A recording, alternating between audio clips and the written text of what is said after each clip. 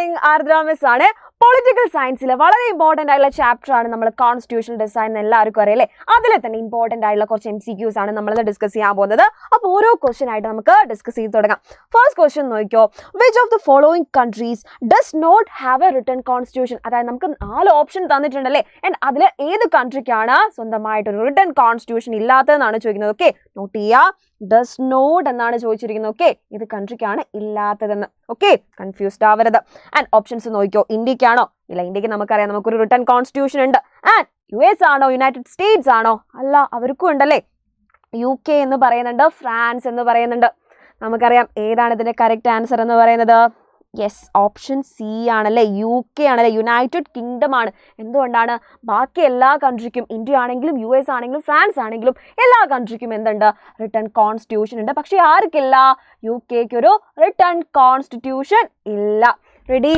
And next question നോക്കിയോ, the constitution of India came into force on ഏതായിരുന്നു? ഇതിൽ ഏത് ഡേറ്റിലായിരുന്നു നമ്മുടെ ഇന്ത്യൻ കോൺസ്റ്റിറ്റ്യൂഷൻ നിലവിൽ വന്നത്?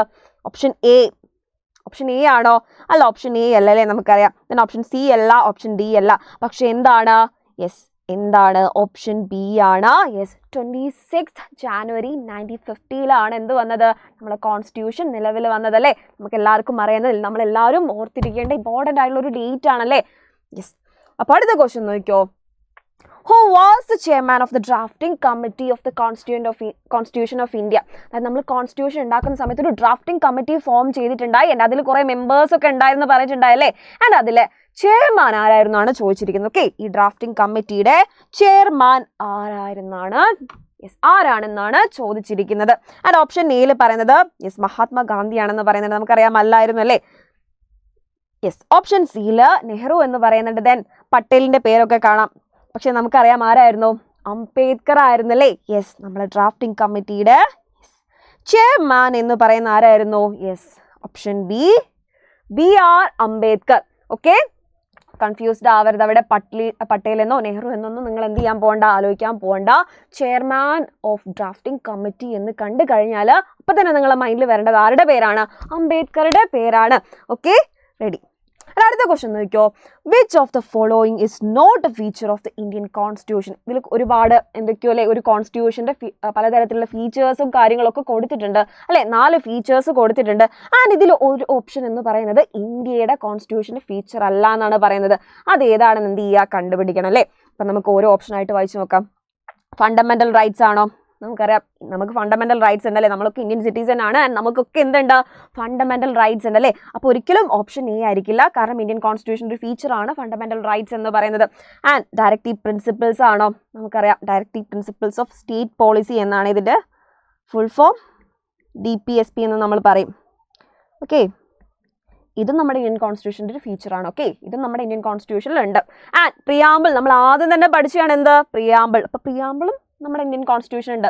പക്ഷെ എന്തായിരുന്നു? ബിൽ ഓഫ് റൈറ്റ്സ് നമ്മളെ അല്ല അല്ലേ. യെസ്, അപ്പോൾ ഇതിൻ്റെ കറക്റ്റ് ആൻസർ എന്ന് പറയുന്നത് ഇതാണ്, option D, bill of rights ആണ്. Okay, option D, bill of rights. Ready? ഇനി അടുത്ത ക്വസ്റ്റ്യൻ നോക്കിയോ, the concept of checks and balances in Indian constitution ensures. അതായത് ചെക്സ് ആൻഡ് ബാലൻസസ് നമ്മൾ ഇന്ത്യൻ കോൺസ്റ്റിറ്റ്യൂഷനിൽ മെൻഷൻ ചെയ്യുന്നുണ്ട്. അതെന്തിനെ പറ്റിയാണ് പറയുന്നതെന്നാണ് ചോദിച്ചിരിക്കുന്നത്. ഓക്കെ, അപ്പം നമുക്ക് ഓപ്ഷൻസ് വായിച്ചു നോക്കാം. ഓപ്ഷൻ എയിൽ പറയുന്നത് separation of powers among the 3 organs of the government അല്ലെ. നമുക്കറിയാം എക്സിക്യൂട്ടീവ്, ജുഡീഷ്യറി, ലെജിസ്ലേച്ചർ, ഇവരുടെ ഇടയിൽ എന്ത് ചെയ്യുക, കൃത്യമായിട്ട് പവർ സെപ്പറേറ്റ് ചെയ്ത് ഡിവൈഡ് ചെയ്ത് കൊടുക്കുക എന്നുള്ളതാണ് ഈ ചെക്സ് ആൻഡ് ബാലൻസസ് കൊണ്ട് മീൻ ചെയ്യുന്നതെന്നാണ് പറയുന്നത് ഓപ്ഷൻ എയിൽ. ആൻഡ് ഓപ്ഷൻ ബിയിൽ equal representation of states in the Rajya Sabha. Option C protection of minority rights. And option D freedom of speech and expression.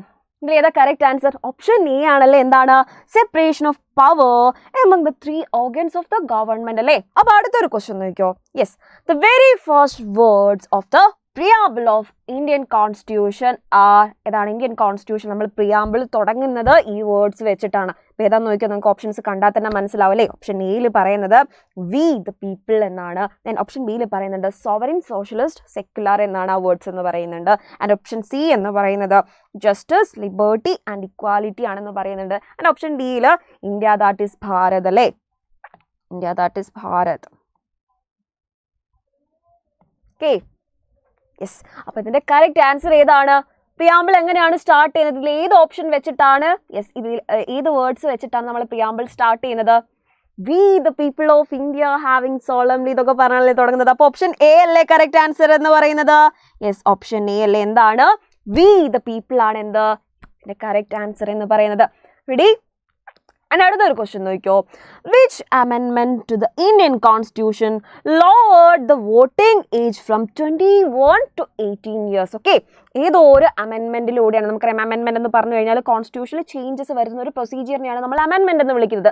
And അതിനെ തന്നെ ഇന്ത്യൻ കോൺസ്റ്റിറ്റ്യൂഷനിൽ കൊണ്ടുവന്ന ഏത് അമെൻമെന്റിലൂടെയാണ് നമ്മൾ വോട്ടിംഗ് ഏജ് എന്ന് പറയുന്നത് 21 18 കുറച്ചതെന്നാണ് ചോദിക്കുന്നത്. ഓക്കെ, ഓപ്ഷൻ എ 42nd അമെൻമെന്റ് എന്ന് പറയുന്നുണ്ട്. ദെൻ ഓപ്ഷൻ ഡിയിൽ പറയുന്നത് 44th അമെൻമെന്റ് എന്നാണെന്ന്. ഓക്കെ, ദെൻ ഓപ്ഷൻ സിയിൽ 61 എന്ന് പറയുന്നുണ്ട്. ഓക്കെ, ദെൻ ഓപ്ഷൻ ഡിയിൽ 73rd അമെൻമെന്റ് എന്ന് പറയുന്നുണ്ട്. അതിന്റെ കറക്റ്റ് ആൻസർ എന്ത് ചെയ്യുക? നിങ്ങളൊന്ന് കണ്ടുപിടിച്ചിട്ട് കമന്റ് ബോക്സിൽ ഡ്രോപ്പ് ചെയ്യുക. ഓക്കെ, നന്നായിട്ട് ക്വസ്റ്റ്യൻ ഒന്ന് വായിച്ചു നോക്കിയിട്ട് ഓക്കെ നിങ്ങൾ എന്ത് ചെയ്യുക? ആൻഡ് ഓപ്ഷൻസും കൂടി ഒന്ന് വായിച്ചു നോക്കിയിട്ട് കറക്റ്റ് ആൻസർ കമന്റ് ബോക്സിൽ ജസ്റ്റ് ഒന്ന് കമന്റ് ചെയ്യുക. ഓക്കെ, ഇതുപോലെയുള്ള ഇമ്പോർട്ടൻ്റ് ആയിട്ടുള്ള ഒരുപാട് ടോപ്പിക്സ് അല്ലെങ്കിൽ ഇമ്പോർട്ടൻ്റ് ആയിട്ടുള്ള ക്വസ്റ്റ്യൻ ആൻസേഴ്സ് ഒക്കെ ആയിട്ട് നമുക്ക് വീണ്ടും കാണാം. അപ്പം വീണ്ടും കാണുന്നവരേക്കും ബൈ.